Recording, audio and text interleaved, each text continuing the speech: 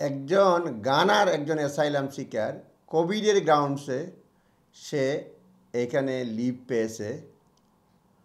সেই গানার ভদ্রলোকের বয়স 52। সে বর্তমানে কোভিডের কারণে পোস্ট ট্রমাটিক ডিসঅর্ডার ভুগতেছে।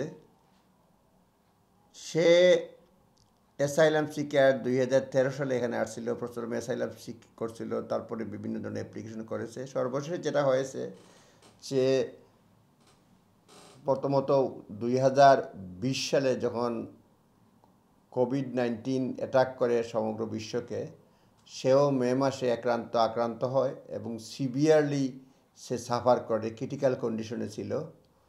এবং পরবর্তীতে সে রিকভার হলেও পোস্ট ট্রমাটিক স্ট্রেস ডিসঅর্ডারের বুকে পিটিএসডি যেটা বলে, এই গানার নাগরিক উইনফ্রেড ডগবি।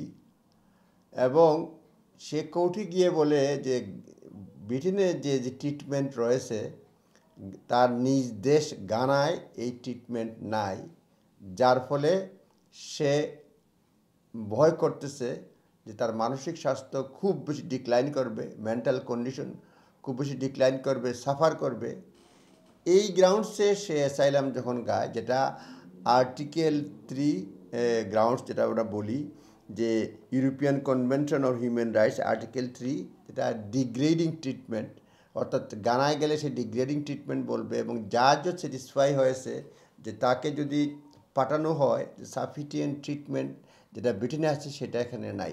বলা হচ্ছে গানায় যদি কেউ এই ধরনের ট্রিটমেন্টের মোকাবেলা হয় এই পোস্ট ট্রমাটিক স্ট্রেস ডিসঅর্ডারে, সেই ক্ষেত্রে তাকে সাইকিয়াট্রিক ট্রিটমেন্ট দেওয়া হয় এবং প্রেয়ারের জন্য পাঠানো হয়, যাতে আল্লাহ বিল্লাহ করো আর কি, যে ধর্ম অনুযায়ী এটা করা হয়। তো এখানে বলছে সে বর্তমানে যেহেতু রয়েছে, তো যদি গানায় পাঠানো হয় তার সাইকিয়াট্রিক বা মেন্টাল কন্ডিশন খুবই ডিটারোয়েট করবে, ডিক্লাইন করবে মেন্টাল হেলথ। এই কারণে কোর্ট ইমিগ্রেশনের আপার ট্রাইব্যুনাল স্যাটিসফাই হয়েছে যে এই ভদ্রলোক, যার নাম হচ্ছে ডগবি কাবলা, উইনফ্রেড কাবলা ডগবি 52, এবং স্যাটিসফাই হয়েছে যে গানায় গেলে কোভিডের কারণে তার বর্তমানে যে পোস্ট ট্রমাটিক স্ট্রেস ডিসঅর্ডার হয়েছে সেটার অবস্থা খুব সাফিসিয়েন্ট ট্রিটমেন্ট তার জন্য নাই এবং সে সাফার করবে, মেন্টাল হেলথ ডিক্লাইন করবে। এই কারণে তাকে লিভ টু রিমেইন মঞ্জুর করেছে।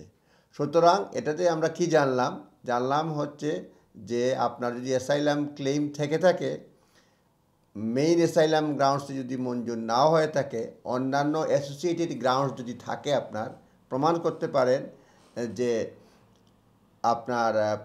পারেন যে ওই দেশে গেলে আপনার মানসিক স্বাস্থ্য চরমভাবে ক্ষতিগ্রস্ত হবে এবং ইউকের সমান ট্রিটমেন্ট আপনি পাবেন না, তাহলে আপনি লিভ পেতে পারেন।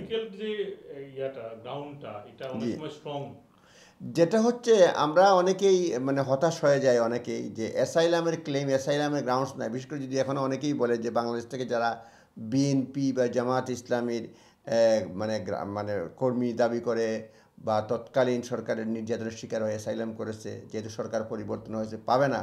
কিন্তু অ্যাসাইলাম যখন রিফিউজ করে, তারা কমপক্ষে 10-15টা গ্রাউন্ডস লিখে দেয় যে তোমার এইটা আমি চেক করেছি, এটা নাই, তোমার